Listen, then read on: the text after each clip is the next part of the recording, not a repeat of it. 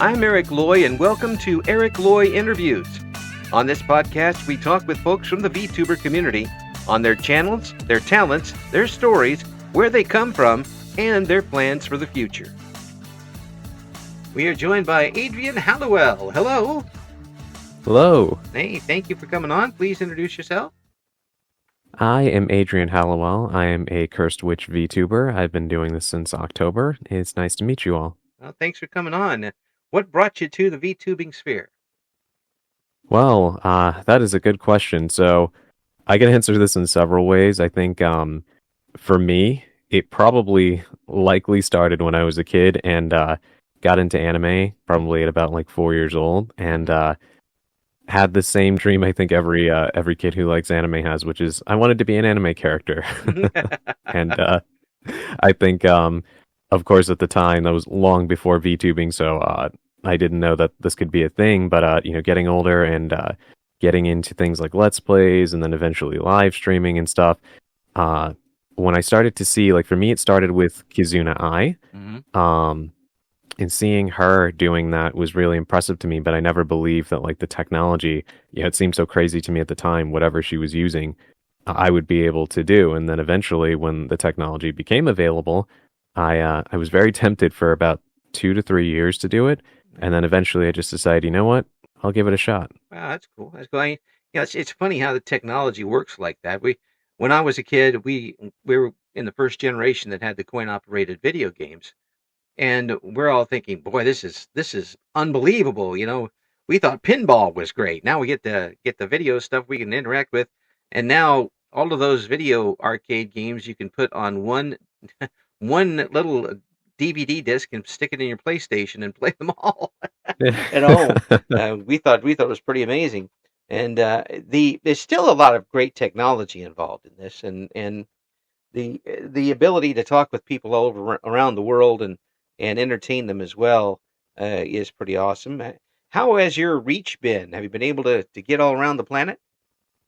Well, yeah, I guess you can say that. One of my most prominent viewers is from Spain, which blows my mind. I'm a writer aside from doing this, and I have had readers for some of my work from around the world, so that's kind of like that blew my mind at the time too. But I think there's something about like directly interacting with these people rather than like comments left long after that makes it feel even more unbelievable. Like when I'm streaming and I see people say, "Oh, I'm from this place," that still blows my mind. They're sitting there. You're getting almost no delay between you talking to them. They're sitting there at home in whatever country they're in, maybe sitting upside down from you on the other side of the world, and it's that sort of interaction. But you talk about being a writer. I mean, it's two different sorts of things, obviously. But once you got something, published and put out there for people to read, that must have put you over the moon. Yeah, I mean it's definitely a terrifying experience because whenever you do something as a hobby, it's yours. And then once you decide to put it out there for the world to experience and scrutinize and criticize or even just demonize, it becomes this thing where you fear that it's going to kill your love for what you do, whether that's through not being able to handle the criticism or fearing that you're going to be outed as a bad artist of some kind. Yeah. Or just through the fact of like, even if you do well, I think there's a fear that all artists have where that thing that was once your private love becomes for everybody else except you. Right. And I kind of had that when I started publishing my writing. Yeah. And I feared about that happening here too. But weirdly enough, I find that I'm very grateful that I went through all of that with my writing because it prepared me better for VTubing in a weird way. Yeah, well, I mean, having gone over that mountain of sharing your creativity with other people may make doing it in another medium a little bit easier, I would imagine. That's still a big hump to go through right off the bat. And you mentioned that it being very personal. That feeling of there's people who will do that and immediately get a little bit of rejection, and then that's it. They don't try it again. Did you have acceptance right away, or was it a while before you were able to get that? I think for me, I was very lucky in that the first piece of writing that I put out, people seemed to like, at least not like on a mass level. It definitely didn't reach like any kind of wide acclaim or anything, but I did get some positive feedback, which was encouraging. And then eventually, when I did get somebody who wasn't particularly fond of it, they're very kind with their feedback, and it helped me improve as a writer. And I think that helped me to, not fear negativity as much. I think if you've been on the internet for any number of time, you could be on the internet for 5 seconds, and the first second that you see somebody that is not so kind, you kind of wonder how you would putting themselves out there and making themselves, and eventually the harsh criticisms and the unhelpful flaming and that sort of thing did come my way. But I feel like by the time I got that sort of thing, I felt much more prepared for it. As far as VTubing goes, I've been lucky again that I've had very kind people who have come to watch and had very nice things to say. So, I mean, at least for me, I definitely feel like I had to mentally prepare myself for that sort of thing. But by the time it came for me, at least in the writing sphere, I felt prepared for it. Well, what type of writing did you do right off the bat? Was it, was it a something that came up out of whole cloth? Was it inspired by anything? What was it? So, I can't talk too directly about it because I don't want to. at least the work that I've published like publicly is under a different pen name. Right. But I can say that the first work that I ever put out there was heavily inspired by real life things. I am a huge horror fan, and with that, a fan of topics like the paranormal and true crime and things like that. Yeah. And so the first work that I put out there was a fictional horror work, but inspired by my personal feelings about things like unsolved mysteries, like unsolved cases, and how little people actually seem to care about those topics outside of it being some kind of morbid curiosity. Like people often forget the real toll that Right. these things take on family, friends of loved ones who go missing, or befall terrible fates. And I wrote a work that was kind of something that was meant to kind of express that frustration and to hope to remind people that these are real people, and it's not wrong to find interest in this sort of thing. I have it. But always remember that there are real people at the heart of these stories, and if you can do anything to help, even if it's just spreading the word, do that. Don't just make it something that you are, all too happy to just enjoy, like these things didn't really happen. Yeah, it's adding the people to the story. It's people. There are a lot of people who don't want that. People use it as escapism. Yeah, Um, and I can't speak for everybody else's tastes and that sort of thing, but as you said, they forget that there are still people who are waiting for that person to walk in the front door, that type of thing. exactly. And whether it's somebody you particularly liked or knew or anything like that, just because you're not involved in it doesn't mean that it's not real for somebody. Exactly. Yeah. Um, So that's an excellent start. So it using that background, and you get into going on the internet and playing a game or something. Do you look at a game and see whether the writing is up to style for you, and does that affect how you enjoy it? Oh, definitely. Mm. Yes, absolutely. I think one of the curses of being into like specific things, whether that's writing or music or art, is that you kind of can't turn off that critical eye that you have for certain things. And I'll always be the first to say, I don't think I'm the best writer in the world. If anything, I'm probably way too hard on myself, and I would say I don't even think I'm a great writer. But but I feel like in a way it's almost like a food critic, where I highly doubt that most food critics could cook better than the people that they're criticizing. But you kind of start to gain an eye for what you like and what stylistically and taste wise is good. Hmm. And for me, whenever I am, taking part in some sort of media, whether it's gaming or watching movies or whatever, yeah, I really can't turn that part of me off. So I'm always like kind of evaluating like how I feel about the writing, the pacing of the story, certain decisions that they make, and plot holes, things like that. Oh, even now, and I've been out of radio for about 7 years. When I watch a sports event, I start doing the play-by-play in my head. Like I got the microphone because it's just something I can't shut off after all these years. Yeah. and it's very natural. And then but the problem gets to when I start doing the color commentary too. More than one voice in there is a little bit too much to take, but um, it does affect you when it does this. And can you get over that if the game is good in other categories like graphics or you enjoy the horror stuff? I imagine if it gives you a good shock value. Yeah, definitely. I mean, I think when evaluating art, I try to look at all the pieces rather than just the one. Hmm. I feel like too many people are happy to disregard excellent pieces of art just because of, say, in terms of a video game, oh, the graphics aren't good enough. I mean, I can enjoy a game. I mean, I grew up playing, Super Nintendo games, N64 games, things like that. So graphics don't bother me in any capacity. But I Right. know for some people, they can't get over things like that. Um, I try not to be like that because I do think that there's a lot of merit to a work of art beyond just, one thing. I feel the same way about writing. Sometimes I don't necessarily like a person's style of writing very much, but the story that they tell is incredible, and that allows me to, set that aside. So I always try to look at the whole rather than just, certain parts. But I will try to, if I have an issue with a specific thing, I will try to constructively lay out what my hang up with it is. Yeah. Yeah. And it happens to critics of any. You mentioned food critics who probably wouldn't be able to go in and make a um, you know, any of these dishes that they're either panning or giving a to.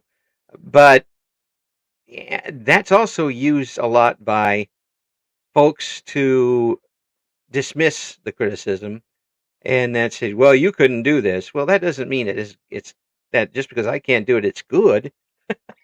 If Yeah. Yeah, I mean that's you're missing the point. But then again, I didn't watch Transformers 2 for Shakespearean dialogue. I watched it to watch robots blow up. You know, Right. I'm not. I'm if I wanted to watch Shakespeare, I'd turn on the local PBS station sometime and watch it on that. Um, Yeah.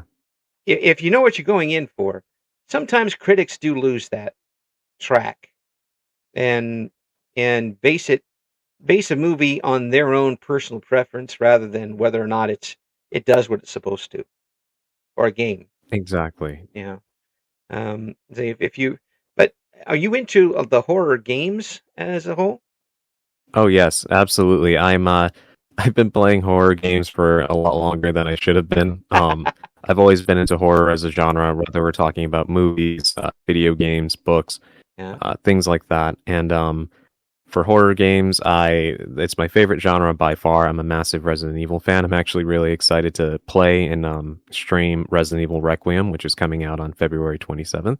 Um, so N- I am Not like I'm all in on not that you horror, absolutely. not now that you don't have it in your phone and on the wall on the calendar and exactly when that's coming out.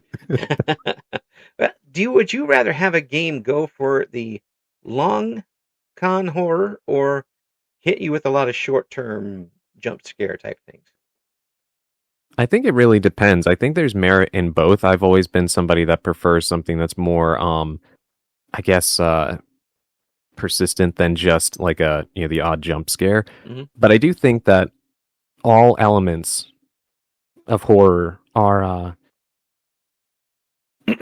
sorry. I do think that all elements of horror contribute to the whole. And I think that like sometimes when you see people and how they perceive horror, Hmm. they will write off things like jump scares as being like just flimsy, cheap attempts to like get a rise out of the player. Hmm. But to me, things like that are all a part of building atmosphere. You need to make somebody feel like something could happen at any moment for the longer term horror to work out. There are some games where there are no enemies whatsoever, and sometimes that can be somewhat effective. But I think when people feel like there's a risk of danger, that keeps like that low grade fear going Hmm. that allows, the larger moments or the more psychological moments to actually work. You see this in movies as well. You need to have moments that take you out of your comfort zone in Right. order to remind you that this is a horror movie you're watching and not just something that has a little bit of tension. Yeah, yeah, yeah. It's got it. I can see that. Yeah, I mean, there's a reason why you have different movies and games that are, say, you have a horror movie and you have a slasher movie.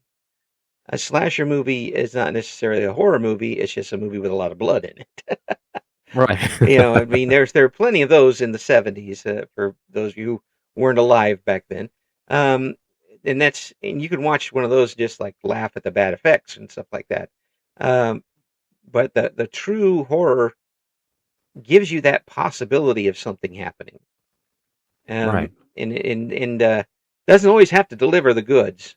Throw it Yeah. all in one, but every once in a while it's like, oh yeah, that can happen. Back office sort of thing. Would you like to put together a horror game yourself? Absolutely.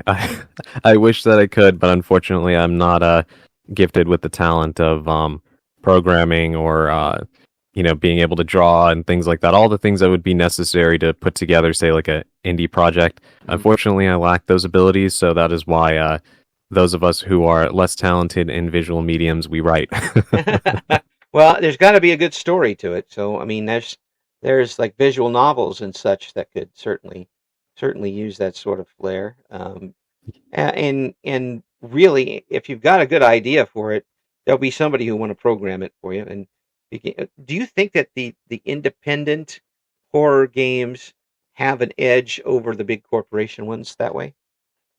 Yes, absolutely. I think sometimes it can depend. I feel like Resident Evil is a good example of something that largely is still going very strong. And despite being, by a company that's pretty well off, I guess you'd call it a AAA game series, Hmm. um, still contributes significantly and influentially to the horror scene. I mean, so many indie horror games, you can trace their a lot of modern indie horror games can directly trace their lineage to Resident Evil 7 from back in 2017 Hmm. and PT, which was a demo for the canceled Silent Hills game, which came out, I believe, in 2014. Oh, I So remember many that. of those Yeah. games, from everything from their user interface to their stories, you can see that. So, like, big horror games they do not lack in influence to independent ones, but I do feel independent horror games have the edge in that they don't have to, there's a risk anytime you put out a product in which you've poured a lot of money into,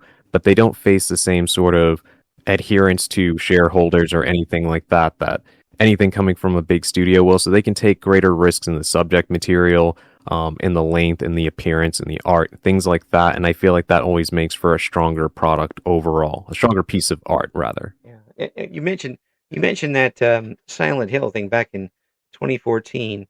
If I'm remembering correctly, and I don't always do, that was the one where basically you're just in the house and keep walking around the house and things happen. Am I right about that? Yes, you are It's correct. just basically a you you don't really do much of anything, but you can see where even that is horrific to do. Yeah. I It mean, doesn't take much to scare somebody. yeah, not me anyway. I can tell you that. What about a game like a Phasmophobia or anything like that? Would you play one of those? Oh yeah, absolutely. I actually did a collab with a few other talented VTubers playing the game Lethal Company, which is like a horror comedy game. Yes. Um and I would love to do some collabs playing things like Phasmophobia. I feel like a lot of people write off multiplayer horror, but it can be, I think that disarming aspect of things being like funny, you're with people that you like being around, you're joking around. But if every other player dies or like you're playing with people who are easily scared, um it can really flip things on its head. Like I feel like I'm veering off into a different territory here, but believe it or not, horror and comedy I feel are like two sides of the same coin, and they Hmm. work very well together. That's why you'll see certain franchises like Evil Dead Right. make good use of it because when you're laughing, you don't realize that that is disarming you and making you more primed for a scare Oh because you're yeah. lowering your guard, right? Yeah. Absolutely. Absolutely. And comedic movies and games work in some of the same ways, where you could get a movie or a game that is just gag after gag after gag after gag, or you can get one that plays for the long con gag and maybe makes it humorous along the way, but the big finale is coming up at the end. Right. And it's kind of got a parallel there. But if you can get both of them going, then you're really getting a much bigger range of emotions while you're watching it. Yeah, absolutely. I mean, we were just kind of talking about like food critics and stuff, and it's like think about a good meal. You know, you can eat something that is purely sweet or purely spicy or whatever, but the best meals have a variety of textures, a variety of flavors that all complement each other Yeah. and are expertly crafted to deliver, you know, the best thing that you could eat. And I feel like the same is true of any, you know, particular genre. You know, horror that's just shoving jump scares and stuff down your throat the entire time is eventually very quickly going to lose you. But if you pepper it in with drama, with some comedy, with things like that, it'll make every single emotion that the, you know, the writer or director or whatever wants you to feel, it'll hit that much harder, you know, emotionally with that person. What What do you think about the survival horror games where you're kind of stranded and you don't know what's going on? You have to gather, and then suddenly there's somebody else on the island with you, that type of thing. There's a few of those that have been pretty popular.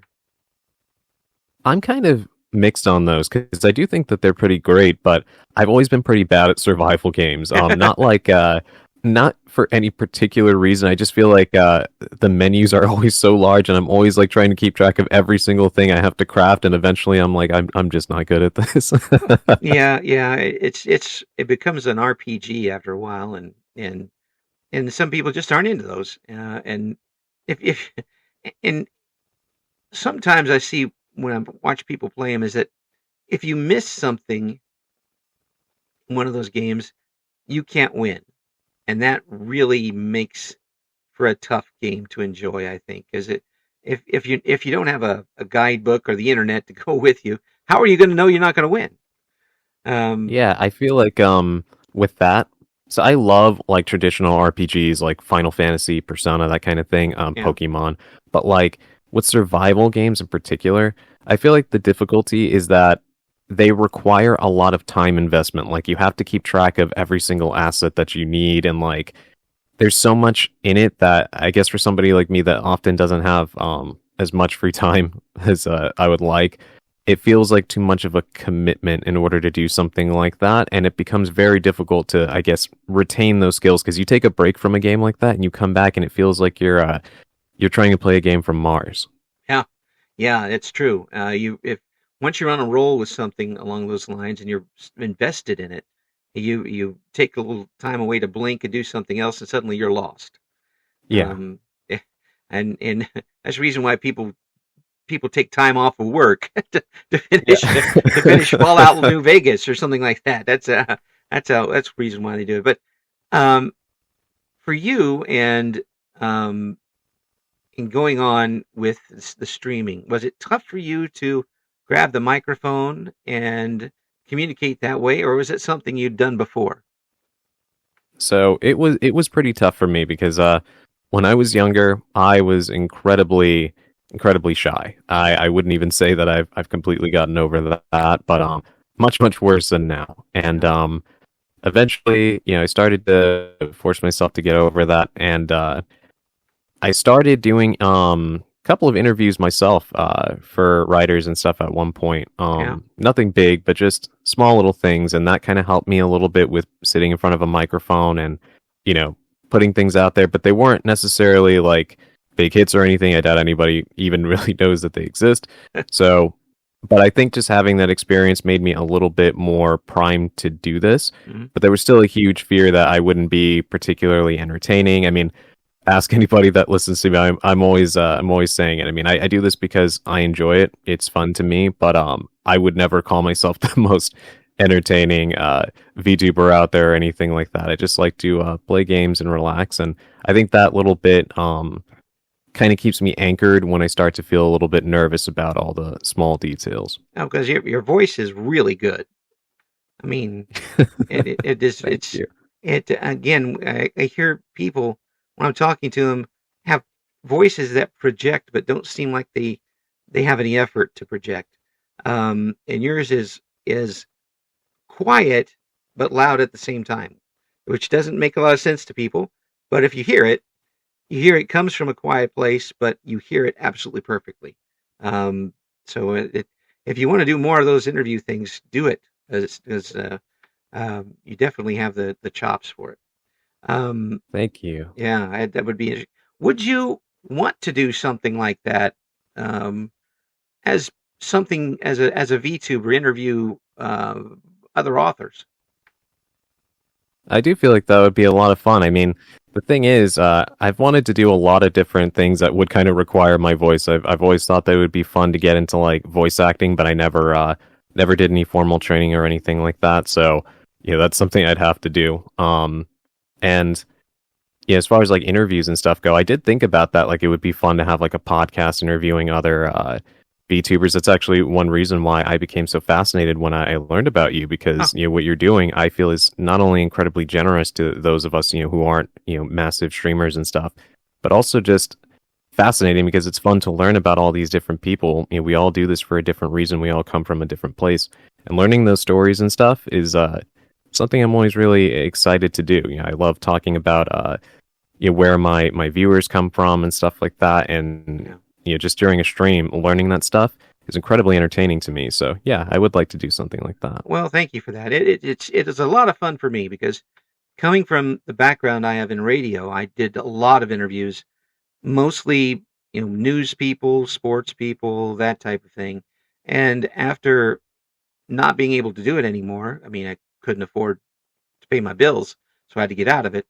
Um, you still want to get on the microphone, but who are you going to talk with? I've been out of the sports scene for a couple of years.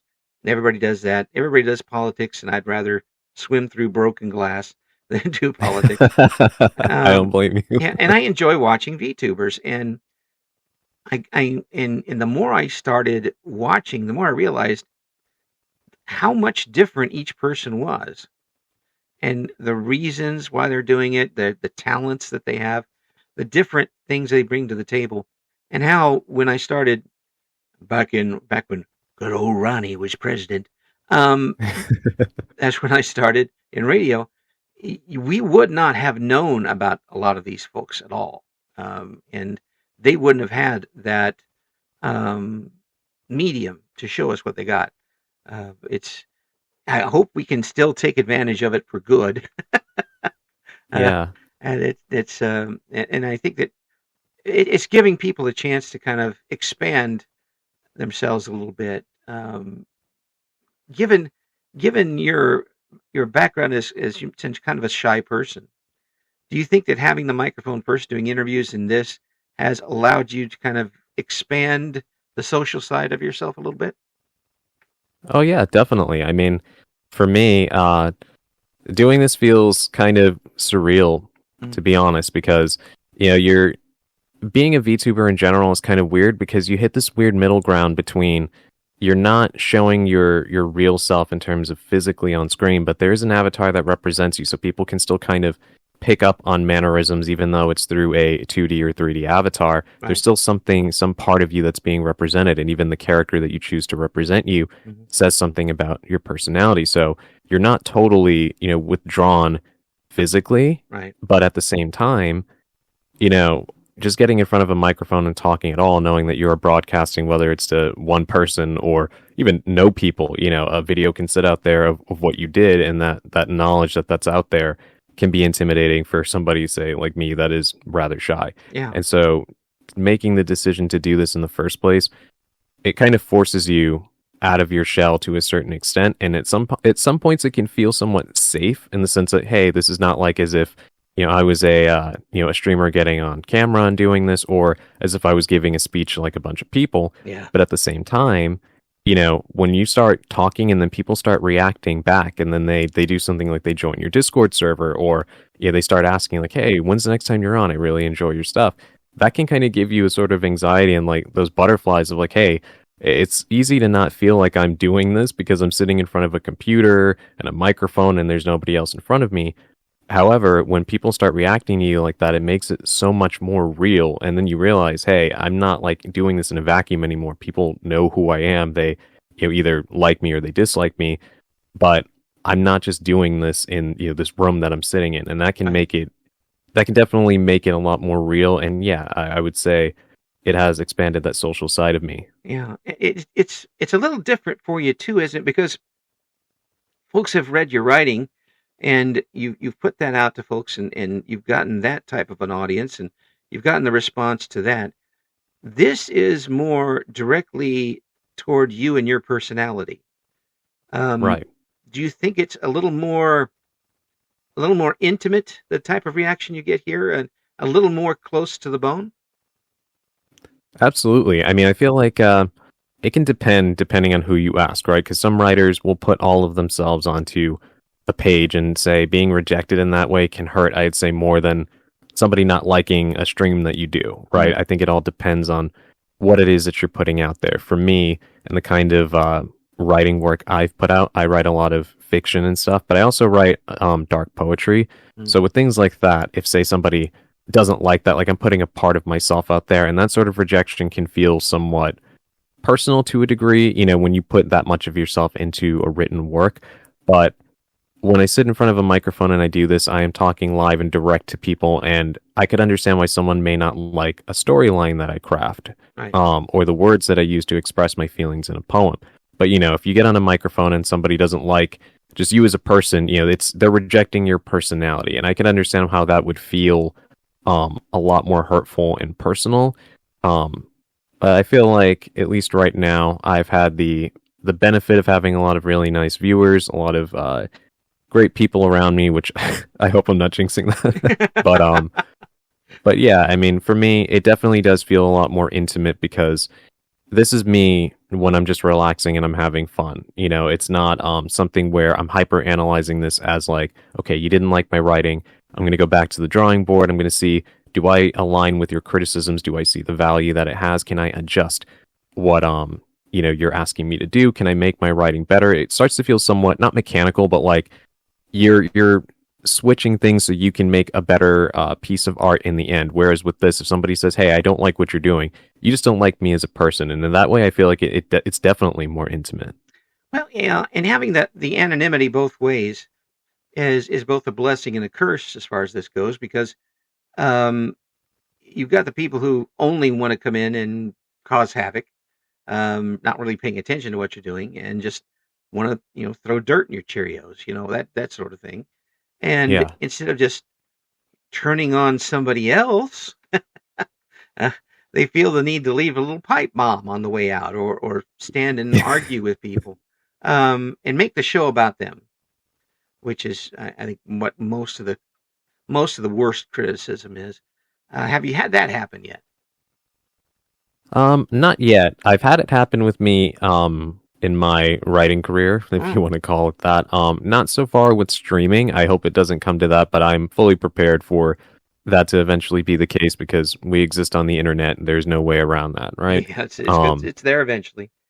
yeah. And the way I look at it is you can't win with those people, and there's a saying that's something like if I don't really, how does it go? It's something like, if I wouldn't really trust you with certain things, why would I care what you have to say, right? Like I would take criticisms more seriously from people that, if you're like say a consistent watcher and stuff, and you say, hey, I don't think that you should be talking about this or that or whatever. Yeah, I'm gonna be me either way, but I'll take what you're saying into consideration because maybe there's a reason. Maybe I don't know. Maybe I said something wrong or something. But yeah. like when it comes to somebody that's just coming in and maybe they've had a bad day or whatever, I don't really take that seriously because to me, you are choosing me most likely on a whim. There's probably 1,000 other people you would be doing the same exact bullying to. You know what I mean? Right, right.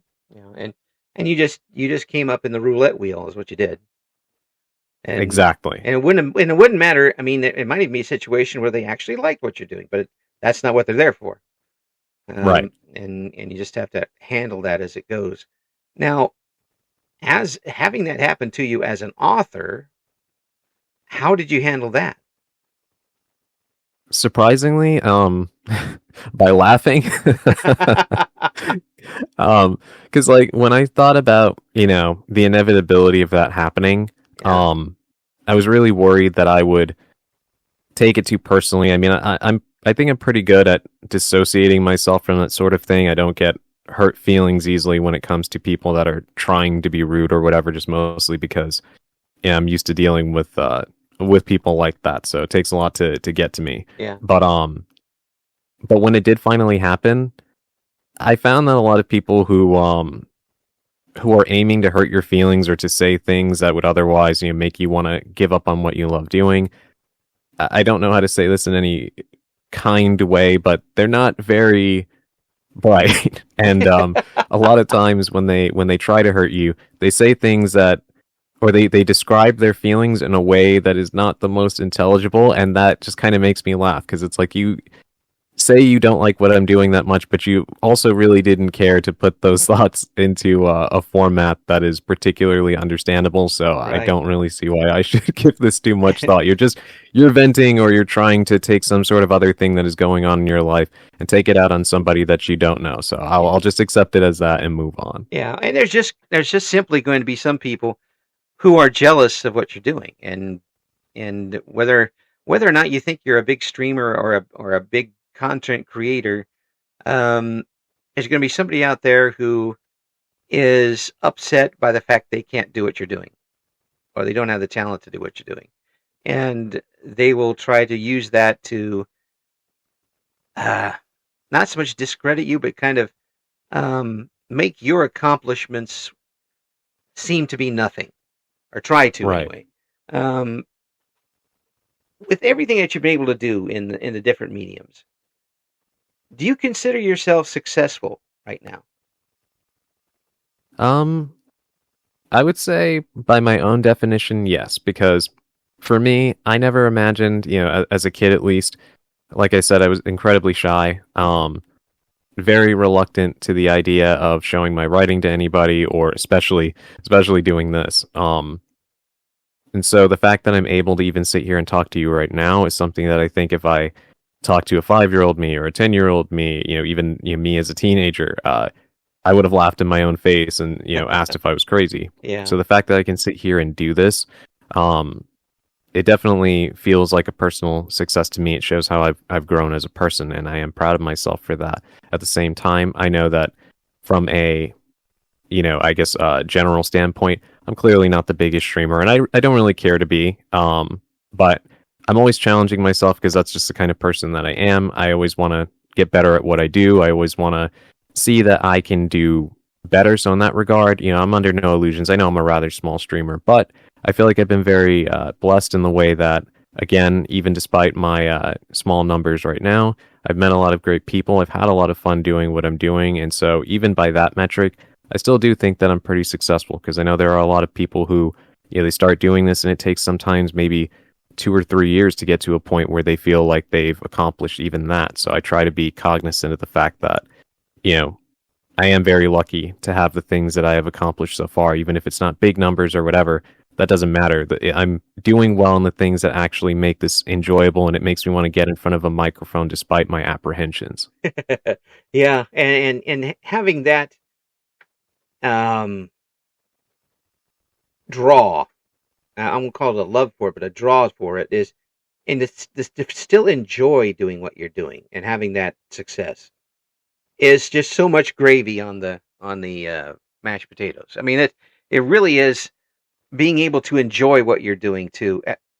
Have you ever gotten to a point yet? I know you haven't been streaming too long, but has there been a point where you've like, I really did not enjoy that after turning the microphone off? Actually, yes, but only when, for me, like I said, I can be a very tough critic on myself, and I'm always kind of analyzing myself as I'm doing it. So, like, if I feel like, hey, one, the tech issues were overwhelming in this one. Sometimes, my model is glitching out, and that really is distracting me from playing Yeah, that or would. talking. Yeah, that Um, would distract the living crap out of me. Absolutely, right? And like, if that stuff happens, or like there's times where, I feel like I'm not providing the most entertaining commentary, which is always kind of a tug of war for me because I'm a naturally quiet person. A lot of times, in real life, I'm constantly like picked out as like, oh, hey, you don't really talk much. And it's like, no, I don't. So like doing this is almost like the opposite. So I have to force myself to be able to say interesting things. And like when I watch other streamers, I see how good they are at that. And so that can kind of be a little bit like, all right, I have a reminder that I need to be entertaining, because if people are taking the time out of their day to come and watch me, of all people, and with their free time, of which we have very little in life, I want to make it worth their while. So for me, I can be kind of hard on myself sometimes. And if I get through a stream and I feel like I didn't really provide that for people Hmm. who are, giving me their free time or sometimes even, a donation or something, then I'll come away from it feeling like I have to do better next time. Any imposter syndrome? Absolutely. All the time, both in Yeah. writing and in streaming. There's things that I've written that I haven't put out there because I just feel like it's not good enough, or like, I don't have any business doing this because I'm not that kind of writer. I can't really do that because I'm not that guy. Or, Mhm. when I stream and then I watch other people, it's like, wow, they have this natural gift for gab. They have a great voice, they have a great model, they have, a great sense of how to entertain. And for me, it's like, I enjoy what I do, so that's good enough for me to keep doing it. But wow, it's like I kind of feel out of place a lot of times in this medium. Well, I mean that'll happen anywhere, really, and especially the toughest thing I think for anybody who's doing any type of broadcasting is making sure you don't compare yourself too much to other people, um, because your talents are different than somebody else's talents. The people who are tuning into you may not like that other person at all, and maybe it, and and and it may be a rational reason, it may be an irrational reason, but it's still a reason. They're coming to come back to for you and your personality, um, and that's that type of feedback. Whether you're an author and people are coming back to buy your books because your name's on the cover, or you're a VTuber and people are coming back because you're the one doing it. Um, that's what I hope people will take to heart rather than, oh, I've only had 6 people. This person's got 66 people. Um, maybe they're a jerk, and maybe 59 of them are bots. You don't know what's going on with them. Um, Yeah.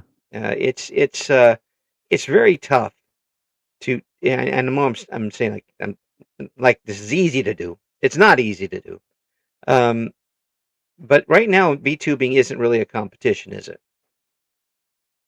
No. Well, I agree with you. I mean, it's definitely something that I try not to compare myself to other people. And I think I'm very weird in the sense that, like, when I compare myself to others, I don't really have that thing like, oh, they're better than me. It's more like, wow, they're so good at pleasing their fans, and I want to be able to do that too. Because I guess I'm just very aware that, again, people are either parting with their money or their time for you, and I'm very serious about wanting to make that worth people's while. Yeah. So I know I'll never be the best, but that's definitely something I get hung up on.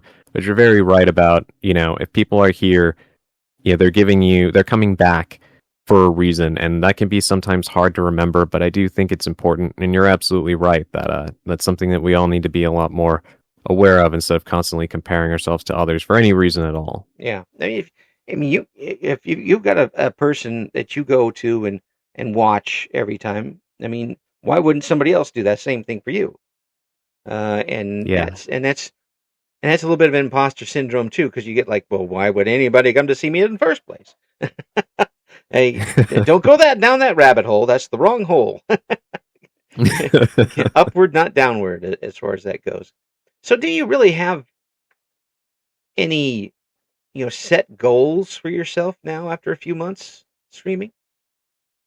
Yeah, I would say the first goal was just to do it and survive because that initial fear was that I'd go live and then I would be like, I absolutely hate this, or I'm not cut out for this. And now that I've kind of gotten over that, the goal after that was, let's try and get a couple of people to watch. How can I try to get in front of more people? And Yeah. now that I have at least a few people that do consistently watch me, I'd say the goal is, I want to see how far I can take this in a way that still feels true to myself. Like, I want to grow as a VTuber, but not because I want to, get lots of money or do this, and that, but rather, I guess I want to prove. And there's a great VTuber that I know who is very, very talented, and she had said something to me once that was basically like, I want to kind of prove that through my personality and doing things my own way, through not compromising myself,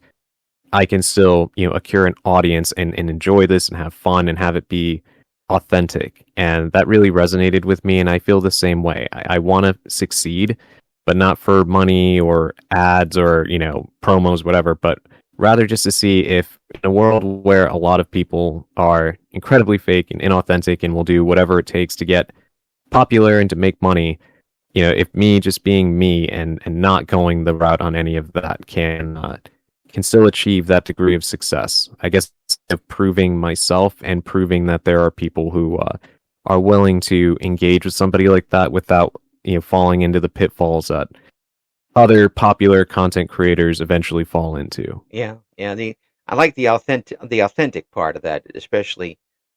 Are you proving it to them or are you proving it to you? I'd say both. I feel like there's a lot of people who, I'm sure you've heard the term parasocial before, right? Oh, yeah. Get obsessed with anybody. I mean, really, this has been going on since even before like content creation in terms of like the internet. Like people became obsessed with models and actors and actresses and Cavemen stuff like that. drawings have it on there. Yeah, right. Ooh, it's really good. Yeah. And so like for me, I think a lot of people, whether they realize it or not, become kind of beholden to specific personalities, and they don't really like who those people are, and especially not who they become in a lot of cases.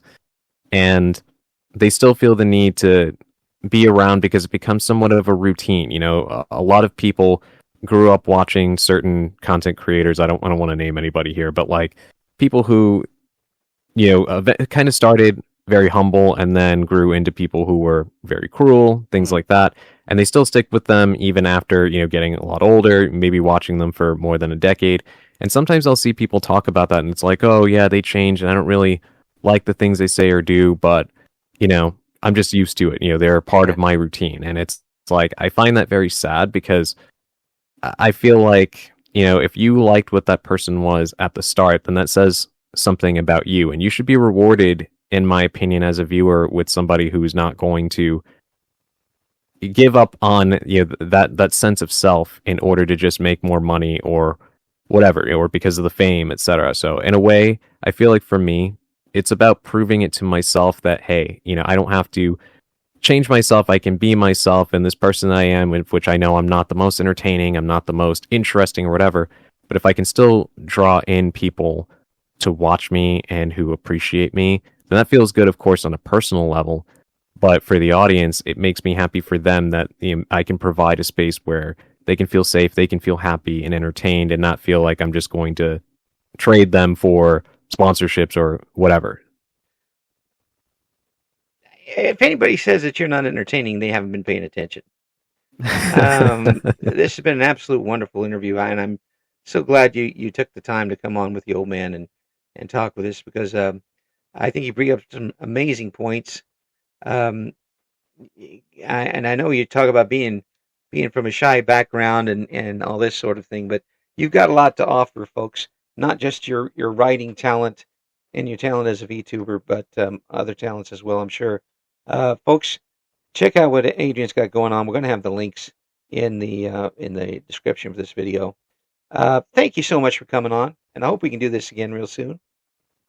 Yes, I'd love to. Thank you for having me on, and really thank you for everything that you've been doing. I've been watching some of the interviews, and it's great what you're doing, and it makes me really happy after getting to talk to you, because just knowing that you've been doing this in radio for so long, and like saying, you didn't have the opportunity to continue for monetary reasons. I always hate hearing that when it comes to anybody who does something, artistic or a passion at all. The fact that you're able to retain that and like still do this, that makes me really happy. I think for anybody that has something that they love doing, you kind of fear that you'll lose that ability to do it. So seeing that you're still persisting in it despite having to give it up in that way, even for me, it makes me really happy, and it makes me feel inspired that there's no time limit on this, and even if I'm not super successful, that I'll still have the